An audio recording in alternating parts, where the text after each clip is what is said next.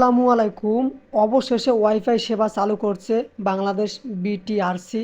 অর্থাৎ এখন থেকে আপনার বাসায় যদি ওয়াইফাই থাকে তাহলে আপনি ওয়াইফাই ব্যবহার করতে পারবেন এবং এই ওয়াইফাই ব্যবহার করে আপনি ফেসবুক এবং ইউটিউব চালাতে পারবেন। যদিও ফেসবুক এবং ইউটিউব চালাতে একটু সময় লাগতেছে বা অনেক বেশি লোডিং নিতেছে, কিন্তু আপনি তারপরও একটু ধৈর্য ধরলে আপনি কিন্তু ইউটিউব এবং ফেসবুক চালাতে পারবেন, কারণ ওয়াইফাই সেবা ঢাকা কিংবা বাণিজ্যিক অঞ্চলগুলোতে চালু হয়েছে। যদি আপনার ওখানে এখনও ওয়াইফাই সেবা চালু না হয় তাহলে একটু অপেক্ষা করুন, অথবা আপনি যে ব্রডব্যান্ডের লাইন ইউজ করতেছেন সেই ব্রডব্যান্ডের সঙ্গে কথা বলতে পারেন।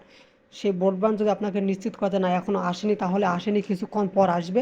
আর যদি বলে যে আসছে বাট আপনাদের দেওয়া যাবে না, তাহলে ওনাকে রিকোয়েস্ট করে আপনি কিন্তু আপনার ব্রডব্যান্ড সেবা চালু করতে পারবেন, কারণ সারা বাংলাদেশে এখন ব্রডব্যান্ড সেবা চালু করছে।